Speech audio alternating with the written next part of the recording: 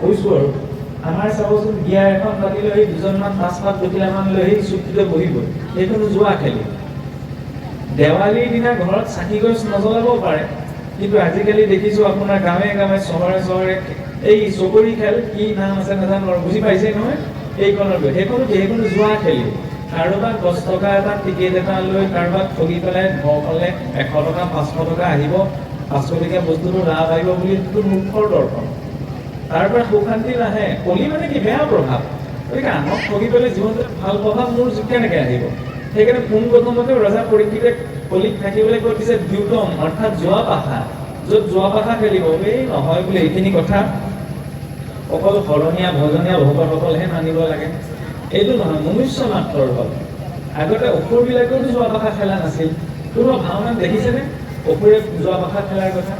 বকুনিয়েহে আপোনাৰ এইটো পাণ্ডৱসকলক পাক চক্ৰত পেলাবলৈ পাশা খেলৰ প্ৰৱৰ্তন কৰালে, সেইখিনি নহয়। তাৰ আগতে আমি কোনো শাস্ত্ৰতো পোৱা নাই যে অসুৰেও যোৱা পাশা খেলিছিল। ইমান এটা বেয়া এটা বিষয়। গতিকে সেইকাৰণে জীৱনৰ পৰা কেতিয়াও এই যোৱা পাশাটো বা যোৱা পাশা খেলক নিজৰ জীৱনটোৰ সৈতে জড়িত হ'বলৈ দিব নালাগে। দ্বিতীয়তে ক'ত দিলে সুৰাপান। এতিয়া বিড়ম্বনাৰ এইটোৱেই যে গাখীৰ বিক্ৰী কৰাজনেও আপোনাৰ ঘৰৰ সন্মুখত গৈ চাইকেলৰ টিলিঙাটো বজাবগৈ লাগে, গাখীৰ লাগিব নেকি? সুৰাপান বিক্ৰী কৰাজনে আকৌ নালাগে নহয়, পথাৰৰ মাজত থাকক, লাগিলে বাহনীৰ চুকত থাকক, বিচাৰি যাব। এতিয়া সেইটো ভাৱনাত তেতিয়াহ'লে পৰিৱৰ্তন একো নহয়। ভাগৱত ধৰ্ম বুলি ক'লে সাংঘাতিক কিবা এটা নহয়।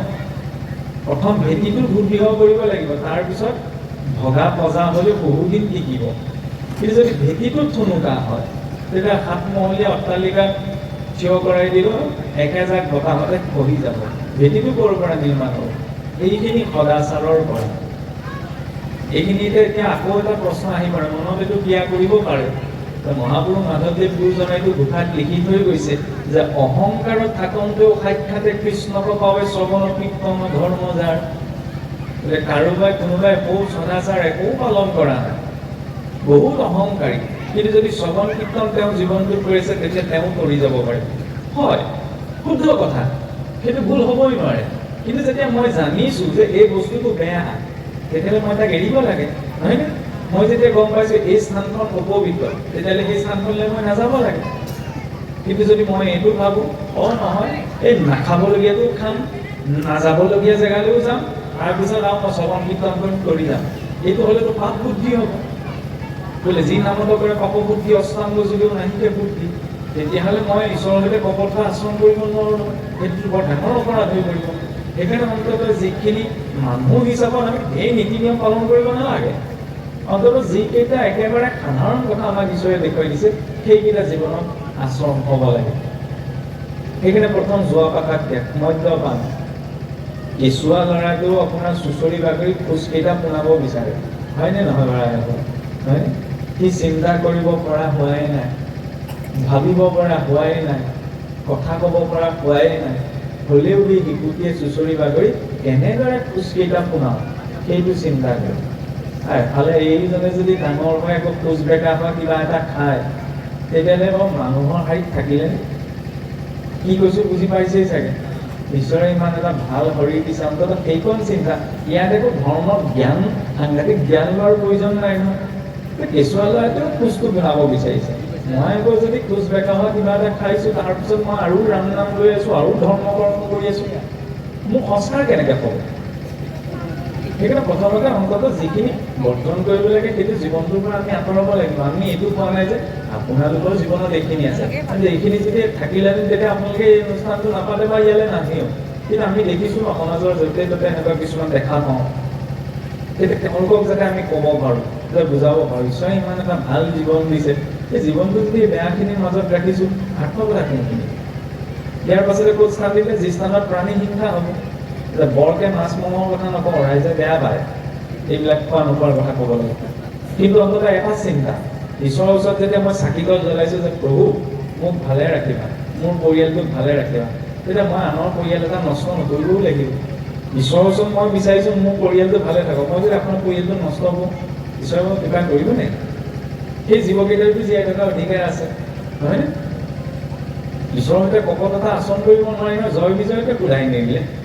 বৈকুণ্ঠৰ পাৰিষদ আছিল, বৈকুণ্ঠ এনেকুৱা এখন স্থান সিহঁতে বৰ্তন নিবৰ্তন দিয়ে যি স্থানলৈ এবাৰ উঠি গ'লে আকৌ খহিব নালাগে কিন্তু অকণমান অহংকাৰ কৰিছিলে কাৰণে ঈশ্বৰে সেই স্থানৰ পৰাও জয় বিজয় সহায় দিলে কৰুণা বুলি কোৱাৰ লগে লগে কালৰ মূৰ্তিও সেইজনা ভগৱানে আমিতো সাধাৰণ মনুষ্য নিজৰ বংশতেই কুদাই নিলে খেতিসকলক ভেঙুচালি কৰাৰ কাৰণে গোটেই যদুবংশ নষ্ট হ'বলগীয়া হ'ল আমিতো সাধাৰণ মনুষ্য তেনেভাৱে যদি প্ৰাণী হিংসা আচৰণ হৈছে তেতিয়াহ'লে বোলে ঘূৰাই এৰিবনে ঈশ্বৰে বোলে জীৱ জীৱস্ব ভোজন জীৱ জীৱৰ ভোজন শুদ্ধ কথা তাৰ অৰ্থ এইটো নহয় যে মোৰ ভোক লাগিলে বুলি মই আপোনাক জানো কাটি বাচি খাই পেলাব পাৰিম বৰ নহয় ভোজনৰ মৰ্যাদা আছে ভোট মাহটোতো জীৱ আছে সেইকাৰণে নিৰামিষ ভোজনতো পাপ আছে আমিষ ভোজনতো যে পাপ আছে এইটো নহয় নিৰামিষ ভোজনতো পাপ আছে যেতিয়ালৈকে সেই নিৰামিষ ভোজন ঈশ্বৰক অৰ্পণ নহয় ভোট মাহটোত থকা জীৱ ইমান সক্ৰিয় নহয়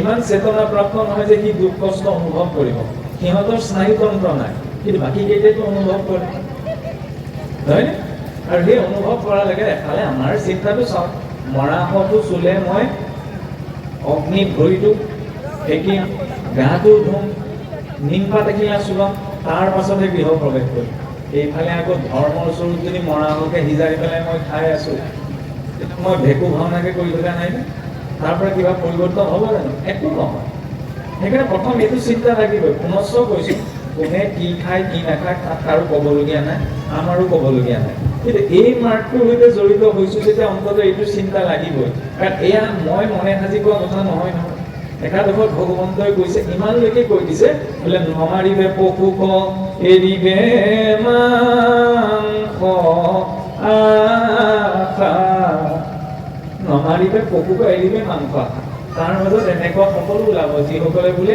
এই দেৱী দেৱতাৰ নামত উচৰ্গা কৰি প্ৰসাদ বুলি খাবলৈ চেষ্টা কৰিব কিন্তু ভাগৱতৰ মাৰ্গত সেইটো নিষিদ্ধ ভাগৱতে কৈছে কি বোলে দেৱকো উদ্দেশ্যি পশু নকৰিবে হিংসা দেৱৰ উদ্দেশ্য যাতে কেতিয়াও পশু হিংসা আচৰণ নহয় এয়া কাৰ কথা ঈশ্বৰৰ আজ্ঞা এইটো যত বেদ বাক্য ঈশ্বৰৰ নিজ মুখৰ বাক্য স্বৰূপ বেদৰ বাক্য আৰু ইয়াক কোনে নামানিব হৰিত বিমুখ নামে লংঘয় ইহাক যিজন হৰি বিমুখ লোক তেওঁহে ইয়াক লংঘন কৰিব সেইকাৰণে অন্তত এইটো চিন্তা যাতে জীৱনত প্ৰাণী হিংসাটো আমি আচৰণ নকৰোঁ আৰু চাওকচোন আমি যেতিয়া সাধাৰণ বেজী এটাই যদি কোচ এটা পৰে কিমান কষ্ট পাওঁ সেই জীৱকেইটাক যেতিয়া জীৱখনৰ নিমিত্তে ইমান কষ্ট দি মৰা হয় তেতিয়াহ'লে সেই জীৱকেইটাৰ শৰীৰত কেনেকুৱা সৃষ্টি কেনেকুৱা এটা প্ৰক্ৰিয়া সৃষ্টি হয় বিজ্ঞানেও এই কথা প্ৰমাণ কৰি দেখুৱাইছে যে যেতিয়া সেই জীৱকেইটাই ভয় অনুভৱ কৰে বেয়া ৰসায়ন কিছুমান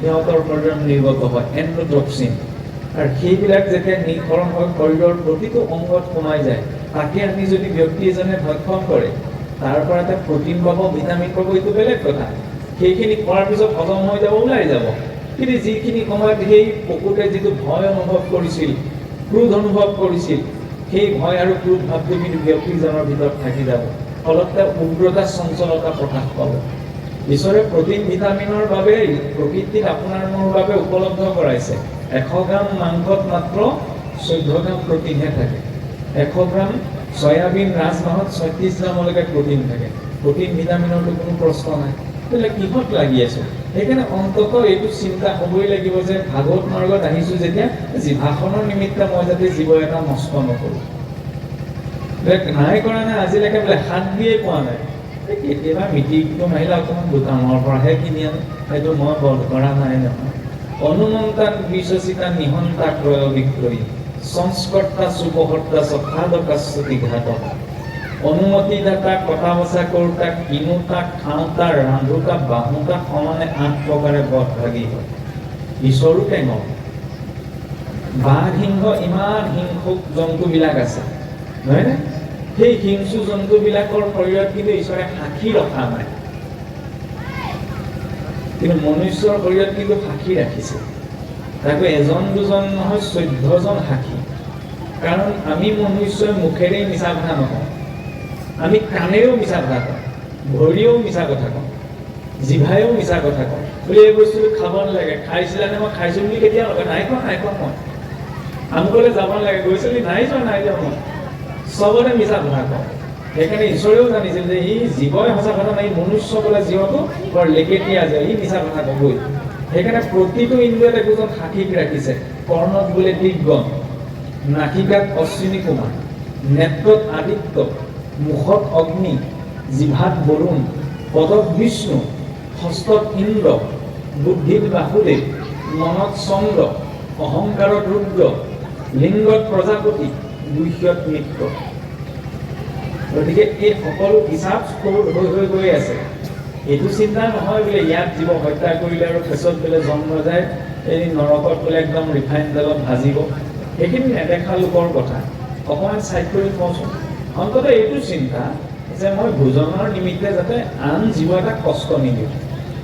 ইয়াত একো সাংঘাতিক যুক্তি তৰ্ক বিচাৰ কৰাৰ প্ৰয়োজন নাই। ইয়াত একো বৈজ্ঞানিক বিশ্লেষণ কৰাৰ প্ৰয়োজন নাই। ইয়াত কোনো ভূ পণ্ডিত ওলোৱাৰ প্ৰয়োজন নাই। মাত্ৰ সৰলতাটো লাগে। ভাগৱতৰ আৰম্ভণি শ্লোকে এই কথা কৈ গৈছে যে ভাগৱত কোনে পাব? নিৰ্মম শৰণাং শতাং, যাৰ হৃদয়ত সৰলতা আৰু নিৰ্মলতা আছে। সেইকাৰণে সকলো কথা যুক্তি তৰ্কৰে নহয়, ভাগৱতৰ মাৰ্গত অকণমান সৰলতাৰে বিচাৰ কৰাৰ প্ৰয়োজন। ঈশ্বৰে ইমান ভাল সৃষ্টিকৰণ দিছে, মইনো জিভাখনৰ নিমিত্তে আন প্ৰাণী এটা কিয় নষ্ট কৰোঁ? এই চিন্তা। যি স্থানত প্ৰাণী হিংসা হ'ব সেই স্থানত কলিৰ নিবাস, যি স্থানত পৰশ্ৰী সংগ হ'ব সেই স্থানত কলিৰ নিবাস।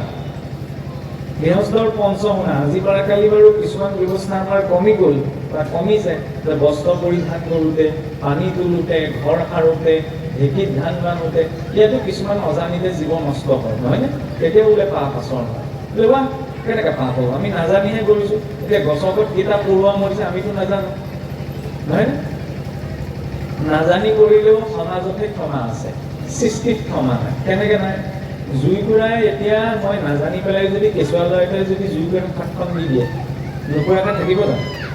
মই আন্ধাৰতে যেনিবা ভয়তে আত্মৰক্ষাৰ বাবে পটককৈ কাৰোবাক হস্তাঘাত কৰিলোঁ, এই নাজানি পেলাই হস্তাঘাত কৰিলে বুলি আইনে জানো মোক ক্ষমা কৰি দিব? গতিকে সৃষ্টিৰ আইনো ইমান কপকপীয়া কোনোবাই নাজানি কৰিলেও সেই পৰিস্থিতিটোৰ যিটো প্ৰতিপদ সেইটো সন্মুখীন হ'বই লাগিব। সেইকাৰণে নাজানি পেলাই আমাৰ পঞ্চগুণাপাপ যিখিনি আচৰণ আছে সেইখিনি ক'ত নিৰ্মূল হ'ব? ঈশ্বৰৰ গুণনাম কীৰ্তন। কিন্তু কলি ইয়াতো জানো তুষ্ট হ'লগৈ যে মোৰ 16জনীয়া পৰিয়াল, এই গণতে নাতিছেগৈ, থাকিবলৈ আৰু অকণমান জেগা দিয়ক। তাৰপিছত ক'ত দিলেগৈ? আমি সকলোৱে জানো সীমাখালত, নহয়নে? সীমাত। সেইকাৰণে হিন্দুস্তান পাকিস্তানৰ পৰা ককাই ভাইলৈকে কোনো জেগাত দেখা যায় এই সীমাখালটো বোলে আজিকালিও দম হৈ থাকে।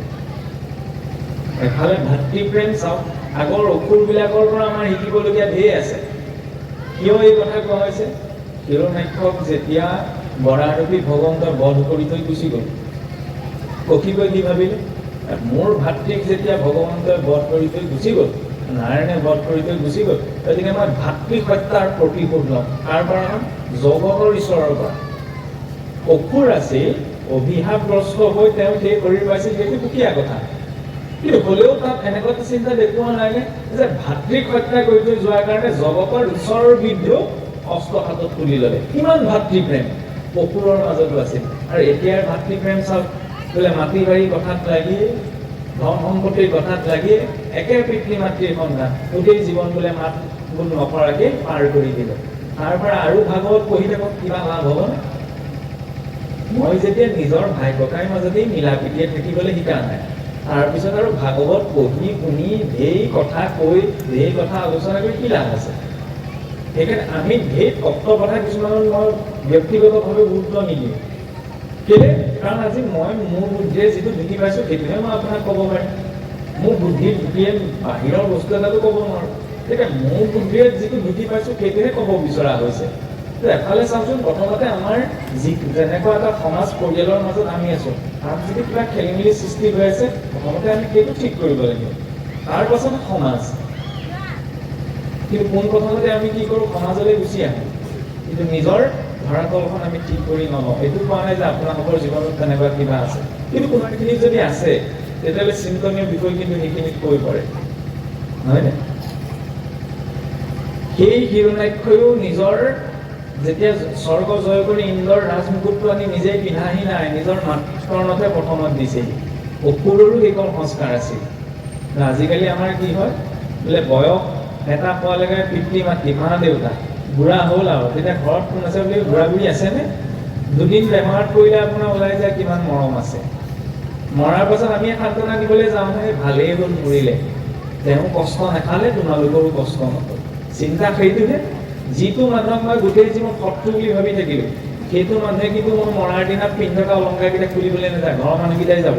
শুনিবলৈ এইটো কঠিন, কিন্তু সেইটোৱে সত্য। মৃতকৰ লগত আপোনাৰ পিন্ধি থকা সাজ পোছাককেইটাও পঠাই দিব, বিচনাখনো পঠাই দিব, কিজানি বেয়া প্ৰভাৱ তাৰ ঘৰত থাকিব। সেই সোণ ৰূপৰ অলংকাৰকেইটা খুলি থবলৈ কিন্তু কোনো নাপায়। তাৰ নিমিত্তেই জীৱন নহয়, ঈশ্বৰে সংসাৰখনৰ বাস্তৱিকতাটো দেখুৱাব বিচাৰিছে। তাৰ পৰা এইটো নহয় যে সংসাৰখন একেৰি হিমালয়লৈ গুচি গ'লেহে ভগৱন্তক পোৱা যাব, সংসাৰতে থাকিব লাগিব আমি। কিন্তু সংসাৰৰ অসাৰতাটো অনুভৱ কৰি যাতে আমি সংসাৰক ভোগ কৰোঁ, সেই নিয়ন্ত্ৰণটো থাকিলে সংযমটো আহে।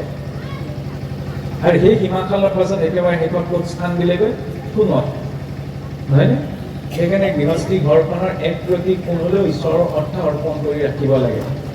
নহ'লে আমাৰ মানুহৰ কপটতাৰ ভাৱটো এনেকুৱা, মই সোণৰ আঙুঠি এটা বনাইছোঁ, সোণৰ নেকলেছ এডাল বনাইছোঁ, একদম পূৰা পিয়ৰ সোণ লাগিব দেই, ঈশ্বৰলৈ বোলে কেনেবাকৈ সোণ ৰূপৰ ফুল এপাহ দিব লাগে, সোণ পানী চৰাই দিলেও হৈ যাব, ৰূপৰ পানী চৰাই দিলেও হৈ যাব। আমি এইটো কোৱা নাই যে ঈশ্বৰ কোনোবাই সোণৰ ফুল দিয়কে, ৰূপৰ ফুল দিয়কে, কিন্তু যদি ঈশ্বৰৰ নিমিত্তে কিবা এটা অৰ্পণ আছে, নিস্বাৰ্থ ভাৱ। এইখন দেশতে ৰজা মহাৰজাসকলে ইমানবিলাক মঠ মন্দিৰ দৌল দেৱালয় বনাই থৈ গ'ল, ক'ৰবাত বাৰু নিজৰ নামটো লিখি থৈ গ'লনে? ইতিহাস অধ্যয়ন কৰিহে আমি গম পাইছোঁ যে এইটো আমুকে বনাইছিল, সেইটো আমুকে বনাইছিল। কোনো নিজৰ নামটো লিখি থৈ যোৱা নাই যে মই বনাইছিলোঁ বুলি। কিন্তু কিছু জেগাত দেখা যায় ভগৱন্তৰ ওচৰত অৰ্পণ কৰা শৰাইখনো লিখি দিয়ে বোলে স্বৰ্গীয় আমুকৰ সোঁৱৰ্ণ। তেতিয়া সেয়া কৃষ্ণই পালে জানো? সেই স্বৰ্গীয় সেই পিতৃগণেহে পালে। অন্য সামাজিক ক্ষেত্ৰত আমি নিজৰ নামটো যুক্ত কৰিছোঁ, সেইটো বেলেগ কথা, কিন্তু ঈশ্বৰৰ ক্ষেত্ৰত সেইটো ক'ব নালাগে। খোলাকৈ কৈছোঁ, কিছু জেগাত আপোনাৰ চন্দ্ৰলাভৰো লিখি দিয়ে বোলে স্বৰ্গীয় আমুকৰ সোঁৱৰ্ণ। তেতিয়া কাক দিয়া হ'ল? সেইখনতো নিজৰ নামটো লাগেনে? নামঘৰলৈ বোলে মই নাযাওঁ, চিঠিখনত মোৰ নামটো দিয়া নাই, তেতিয়াহ'লে মোৰ জীৱনত ভক্তি প্ৰস্ফুটিত হ'ব জানো? কাৰণ মই নিজৰ নামটোক লৈ পদবীটো লোক স্থানক লৈ অভিমানত আছোঁ, তাৰ আগত নিজৰ নামটো প্ৰকাশ কৰাৰ প্ৰাধান্যতা দেখুৱাইছোঁ। তাৰ জৰিয়তে একো নহয়, অন্তত নিস্বাৰ্থ ভাৱটো অকণমান হ'লেও আহিব লাগিব। কেনেকৈ বোলে মানুহেও গম পাব লাগিব, মানুহে জনাৰ প্ৰয়োজন নাই, তেওঁ চিলেকশ্যনত আহিলেই হ'ল। তেওঁ চিলেকশ্যনত আহিলে গোটেই বিশ্ব ব্ৰহ্মাণ্ডৰ চিলেকশ্যনত আপুনি মই গুচি আহিম। কিন্তু তেওঁ চিলেকশ্যনত নাহি যদি মানুহৰ চিলেকশ্যনত অহাৰ গুৰুত্ব দি থাকোঁ, তেতিয়া কিন্তু পাছ কৰি গৈ থাকিম, তেতিয়া অধোগতি পাম একো। কাৰণ কোনে কাক মনত ৰাখিব? জীৱনটো থকালৈকেহে, তাৰপিছত সকলোৱে সকলো পাহৰি যাব। একমাত্ৰ মনত ৰাখিবলৈ আমি চেষ্টা কৰিব লাগে ঈশ্বৰক। সেইকাৰণে জীৱনৰ পৰা এই কলি থকা স্থানকেইটাৰ প্ৰভাৱৰ পৰা অকণমান আঁতৰি থাকিব লাগে, নহয়নে? ভক্তি মাৰ্গত যদি আমি আগবাঢ়িব বিচাৰিছোঁ। আৰু সেই কলিৰ অকণমান প্ৰভাৱত অহা লগে লগে কেনেকুৱা এটা গতি হয়, সেই কথাৰ প্ৰমাণ স্বয়ং মহাৰাজ পৰীক্ষিতেই নহয় জানো? ৰজা পৰীক্ষিত অৰ্জুনহেন মহাবৈষ্ণৱৰ নাতি, কিন্তু অৰ্জুনহেন এজন মহাবৈষ্ণৱৰ নাতি হোৱাৰ পাছতো এতিয়া কলিয়ে কেনেকৈ প্ৰভাৱ পেলাব পাৰিলে? তাৰ কাহিনীটো কোৱা যায় ন, যে ৰাজভঁৰালৰ চন্দুকটো খুলি চাওঁতে তাত সোণৰ মুকুট এটা দেখিলে। সেই সোণৰ মুকুটটো দেখি পেলাই ৰজা পৰীক্ষিতৰ পিন্ধিবলৈ মন গ'ল। আৰু সেই সোণৰ মুকুটটো বোলে পূৰ্বতে ভীমে যেতিয়া জৰাসন্ধক বধ কৰিছিল, সেই জৰাসন্ধৰ সোণৰ মুকুটটো আনি ৰাজভঁৰালত সঞ্চয় কৰি থৈছিল। সোণৰ ধুনীয়া মুকুটটো দেখি পৰীক্ষিতৰ পিন্ধিবলৈ মন গ'ল। পিন্ধাৰ লগে লগে বোলে এইবাৰ কলি ৰজা পৰীক্ষিতৰ ক'ত উঠিল? মূৰত উঠিল। কলিৰ প্ৰভাৱত অহাৰ লগে লগে এজন ভাল মানুহৰো কেনেকুৱা অপকৰ্ম আচৰণ হৈ যায়, সেয়া প্ৰমাণ ৰজা পৰীক্ষিত স্বয়ং নিজেই। আৰু আমি কওঁনে যে আমাৰ অসমীয়া সংস্কৃতিত এইটো ইমানখিনি চেঞ্চিটিভভাৱে কিছুমান পৰম্পৰা আছিল যে চাবচোন, ঘৰখনতো যে সকলোৰে খোৱা পাত্ৰবিলাকো বেলেগ হয়। আমি যে কওঁ যে লোকে পিন্ধা কাপোৰ পিন্ধিব নালাগে, লোকে ব্যৱহাৰ কৰা বস্তু ব্যৱহাৰ কৰিব লাগে, ইয়াত এটা দৰ্শন আছে। কাৰণ আজি মই যিখিনি বস্তু ব্যৱহাৰ কৰি আছোঁ মোৰ জীৱনত, সেই বস্তুখিনিৰ ওপৰত মোৰ চিন্তাধাৰা ভাৱৰো এটা প্ৰভাৱ থাকে। কিয় মানুহখিনিক স্পেচিফিককৈ কোৱা হয়? যাতে কেনেবাকৈ কোনোবা এজনে অসৎ কামত ব্যৱহাৰ কৰা যিখন দা কটাৰীয়ে আপোনাৰ হাঁহ ছাগলীৰ ডিঙিত ৰেপন কৰিছে, সেইখন ধুই পখালি আনি যদি মাহ প্ৰসাদৰ ফল মূল কাটিবলৈ ব্যৱহাৰ কৰা হৈছে, তেতিয়া সেইটো সম্পূৰ্ণ উচিষ্ট স্বৰূপেই হৈ পৰে। এইকাৰণে কোনটো কৰ্মত কি ব্যৱহাৰ কৰিব লাগে চব বস্তু ভাগে ভাগে থোৱা আছে। আজিকালি আমাৰ সেইবোৰ গুৰুত্ব নাই। কাৰণ চাওকচোন, জৰাসন্ধৰ মুকুটটো পিন্ধাৰ লগে লগে ৰজা পৰীক্ষিতৰ চিন্তালৈ মৃগয়া কৰাৰ কথা আহিছে, নহয়নে? সেই শ্ৰমিক মুনিৰ ডিঙিত হাতটো দিয়াৰ আগত একো ভাবিব নোৱাৰিলে, কিয়? এই বেয়া গুণৰ প্ৰভাৱত থাকে। কাৰণ এই জৰাসন্ধৰ নিচিনা এজন বেয়া ব্যক্তিয়ে গোটেই জীৱন ব্যৱহাৰ কৰা মুকুটটোৰ ওপৰতো তাৰ অলপ প্ৰভাৱ আছিল। লগতে তাতে আৰু কোনো পোৱাগা চৰাই দিলে কলিয়ে। গতিকে সেই জীৱনত ব্যৱহাৰ কৰা বস্তু বিষয়খিনিৰ প্ৰতিও আমাৰ জীৱনত অকণমান সতৰ্কতা লাগে। আৰু যেতিয়া সেই সোণৰ মুকুট পিন্ধি ৰজা পৰীক্ষিতে মৃগয়া কৰিবলৈ গৈ মৃগ বিচাৰি নাপালেগৈ, আমি সকলোৱে কাহিনীটো জানোৱেই, নহয়নে? শ্ৰমিক মুনিৰ আশ্ৰমত যেতিয়া প্ৰৱেশ কৰিলে, প্ৰৱেশ কৰাৰ লগে লগে ২-৩বাৰ তেওঁ মতাৰ পাছতো যেতিয়া ভাবিলে যে মোক সম্ভাষণ একো জনোৱা নাই, একো উত্তৰ দিয়া নাই, ওচৰতে মৰা সাপ এডাল দেখি পেলাই তেওঁৰ ডিঙিত আনি দিলে। হাতৰ পৰা দেখিলে তেওঁ শ্ৰমিক মুনিৰ পুত্ৰ শৃংগীয়ে। শৃংগী মুনি তেতিয়া তেওঁ অভিশাপ দিছে, নহয়নে? সপ্তদিনত তক্ষকে দম শুব বুলি। কিন্তু এইখিনিতে এটা কথা চাওকচোন, শৃংগী মুনিৰ যদি ইমানেই খং উঠিছিল, তেতিয়াহ'লে ৰজা পৰীক্ষিতক তুমি আজিয়ে মৰি থাকা এইবুলি অভিশাপ কিয় নিদিলে? ৰজা পৰীক্ষিতক শৃংগী মুনি এইটো ভাবিতো অভিশাপ দিয়া নাছিলে যে মই এতিয়া ৰজা পৰীক্ষিতক অভিশাপ দিম, এই অভিশাপৰ পৰা উদ্ধাৰ হ'বলৈ তেওঁ শুকদেৱৰ ওচৰলৈ যাব, শুকদেৱে তেওঁক ভাগৱত কওঁতে ৭ দিন সময় লাগিব, গতিকে ৭ দিনৰ পাছত মৰিবলৈ মই অভিশাপ দিম। কাৰণ সেই অভিশাপ ৰজা পৰীক্ষিতৰ বাবেই নহয়, আপোনাৰ মোৰ জীৱনতো আছে। কাৰণ এই ৭টা দিনৰ ভিতৰতে আপুনি মই গতি পালেও পোৱা, অধোগতি পালেও পোৱা। জীৱৰ জন্মও এই ৭টা দিনৰ ভিতৰতেই হয়, জীৱৰ মৃত্যু, মনুষ্যৰ শৰীৰটোৰ মৃত্যু এই ৭টা দিনৰ ভিতৰতেই হয়। আমি যদিও কওঁ যে গৰ্ভতে ভগৱন্তই তেওঁক পৰীক্ষা কৰিছিলে বাবে তেওঁৰ নাম দিয়া হ'ল পৰীক্ষিত বুলি, কিন্তু পৰীক্ষিত বুলি কোৱাৰ লগে লগে তাত 2টা অন্তৰ্ভাৱ জড়িত হৈ আছে। যি নিজে এজন পৰীক্ষকো, যি নিজে এজন পৰীক্ষাৰ্থী। এতিয়া সাংসাৰিক জগতখনত পৰীক্ষক আৰু পৰীক্ষাৰ্থী 2টা বেলেগ ব্যক্তিত্ব, নহয়নে? পৰীক্ষাৰ্থীজনে পৰীক্ষক হ'ব নোৱাৰে, কিন্তু আধ্যাত্মিক জগতখনত এই 2টা গুণ একেজন ব্যক্তিৰ ভিতৰতে প্ৰয়োজন হ'ব। তেনেদৰে কিহৰ পৰীক্ষাৰ্থী আমি?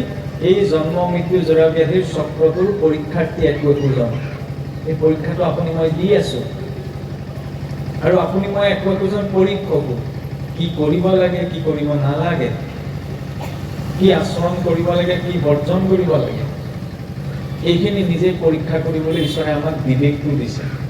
তাৰ আধাৰত আমি নিজে পৰীক্ষা কৰি ল'ব লাগিব, তেতিয়াহে তেওঁ পৰীক্ষিতৰ ভাৱত ভাগৱত মাৰ্গত আগবাঢ়িব পাৰিব। আমি পৰীক্ষিত হ'ব নোৱাৰোঁ, আৰু আমি পৰীক্ষিত হ'বলৈ চেষ্টা কৰাটো মূৰ্খতা। কিন্তু সেই শুদ্ধ ভক্তসকলক আমি অনুকৰণ কৰিব পাৰোঁ। অনুকৰণ নহয়, অনুকৰণ অসুৰেহে কৰে। অসুৰে ঈশ্বৰৰ সমান নিজকে অনুকৰণ কৰিবলৈ গৈ ধ্বংসৰ পৰিস্থিতিৰ সন্মুখীন হ'ব লগা হয়।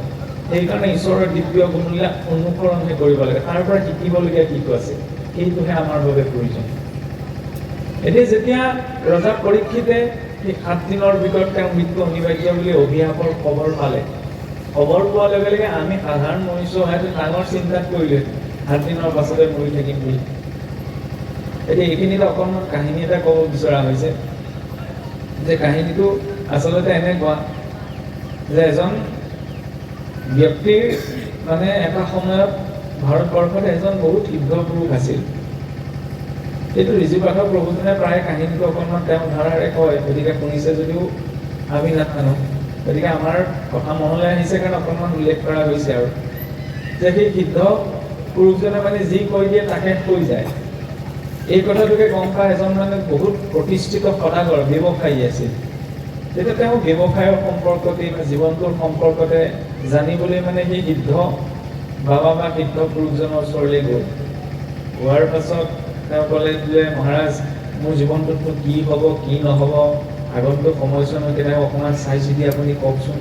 তেতিয়া তেওঁ হাত চাই পেলাই মঙল চাই পেলাই কৈ দিলে যে আপোনাৰ জীৱনত বেছি দিন নাই, আপুনি মাত্ৰ 10 দিনমান জীয়াই থাকিব, 10 দিনৰ পাছত আপোনাৰ মৃত্যু অনিবাৰ্য। এই বুলি শুনাৰ লগে লগে মানে তেওঁ অকণমান হতভম্ব হৈ গ'ল। কাৰণ আৰু ইতিমধ্যে শুনিয়ে আছিল যে তেওঁ যি কৰি দিয়ে তাকে হৈ যায়, আৰু তেওঁ সঁচা কথাই কয়। গতিকে তেওঁ মুখৰ পৰা যেতিয়া গম পালে 10 দিনৰ পাছত যেতিয়া তেওঁৰ মৃত্যু অনিবাৰ্য, তেতিয়া আপোনাৰ ক্ষমা কৰিব, আচলতে তেওঁ এই জিজ্ঞাসাটো লৈহে সিদ্ধ বাবাৰ ওচৰলৈ গৈছিল যে তেওঁ ইমানখিনি ব্যৱসায় কৰিলে, ইমানখিনি তেওঁ সংসাৰখনৰ কাৰণে কৰিলে, কৰাৰ পাছত মানে এতিয়া আৰু তেওঁ বয়স এটাও হৈছে, গতিকে মানে বয়স পোৱাৰ লগে লগে তেওঁলোকে ধৰ্ম ধৰিবলৈ গৈছিল। কাৰণ ব্যৱসায়ত বোলে ইমানখিনি ধৰ্ম ধৰি থকা সম্ভৱ নহয়, গতিকে আগচোৱা যি কৰিলেও এতিয়া ল'ৰা ছোৱালী হ'ল সকলোকে ধৰি লওক সা সম্পত্তি দায়িত্ব ভাগে ভাগে দি দিলোঁ, এতিয়া মই কেনেকৈ ধৰ্ম ধৰিম? বোলে কেনেকৈ ধৰ্ম ধৰিবা? 10 দিনত তুমি কি কৰিবা? সেই 10 দিনৰ পাছত তুমি মৰিবই লাগিব। এইবুলি খবৰ পোৱাৰ লগে লগে সোনকালে তেওঁ বিদায় লৈ গুচি আহিলে। তাৰপৰা ঘৰৰ মানুহক ক'লে যে এনেকৈ শুদ্ধ বাবাই কৈছে বোলে মই 10 দিনে জীয়াই থাকিম। জীয়াই থকাৰ পাছত আৰু এতিয়া 10 দিন যেতিয়া হাতত আছে, সেইদিনা মিতিৰ কুটুম চব গোটাই পেলাই ধৰি লওক কথা বতৰা পাতি এসাঁজ ভালদৰে খাই মানে এটা শোকাকুল পৰিৱেশ। আৰু ল'ৰা ছোৱালীবোৰ কৈছে বোলে মিলা প্ৰীতিয়ে থাকিবা, মোক যিখিনি যাৱতীয় এজন পিতৃয়ে ক'ব পাৰে সেইখিনি সকলো কথা কৈ লাহে লাহে দিনটোলৈ অপেক্ষা কৰি আছে। সেইফালে তেওঁ বেমাৰ, জ্বৰ উঠি বেমাৰ পৰি গ'লগৈ। চিন্তা এটা সোমাই গ'ল যেতিয়া মৃত্যু ওচৰ চাপি আহিছে, নহয়নে? কিন্তু 10 নম্বৰ দিনা বা 10 দিনৰ দিনা তেওঁ মৃত্যু নহ'ল। মৃত্যু হ'ব হ'ব বুলি সকলোৱে অপেক্ষা কৰি আছে, কিন্তু 10 দিন পাৰ হৈ গ'ল, 11 দিন পাৰ হৈ গ'ল, 12 দিন পাৰ হৈ গ'ল, 15 দিন পাৰ হৈ গ'ল, তাৰপিছত মানুহ নমৰিল। তেতিয়া মানে শংকা হৈছিলে যে কোনোবাখিনিতে আমাক ভুলটোহে ক'লে।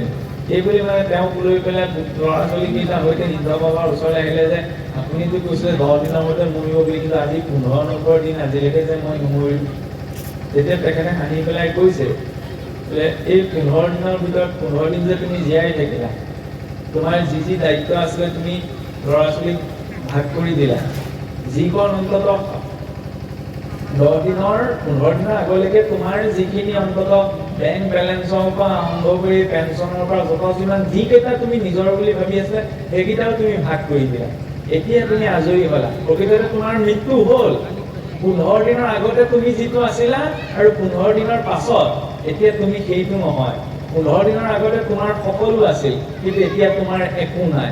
এতিয়া যেতিয়া তোমাৰ একো নাই, শক্তি প্ৰকাশ কৰিবলগীয়া আৰু চিন্তা কৰিব লাগিব, সংসাৰত কৰিবলগীয়া, সংসাৰৰ কথা ভাবিবলগীয়া তোমাৰ জীৱনত এতিয়া একো নাই। গতিকে তুমি এতিয়া ধৰ্ম ধৰিবলৈ প্ৰস্তুত হৈছা। সেইকাৰণে লগতে এইটো কথাও কোৱা হৈছে, সকলোৰে মুখে ভাগৱত কথা শুনিবও নালাগে। আমাৰ নিচিনাবোৰৰ মুখৰ পৰাতো ভুলতো নালাগে। আমি এতিয়া সমাজত লাগিহে নিজকে পণ্ডিত বোলে কিছুমান কথা কৈ ফুৰিছোঁ। কিয় এই কথা স্বীকাৰ কৰা হৈছে? কাৰণ চাওকচোন, ইমানেই যদি আমি ভাগৱতৰ ধৰ্মৰ কথা কৈ আছোঁ, ইমানেই যদি আমি ভাগৱত বুজিছোঁ, তেতিয়াহ'লে আমাৰবিলাকৰ মাজতেই চোন যত যিমান বিশৃংখলতা দেখা যায়।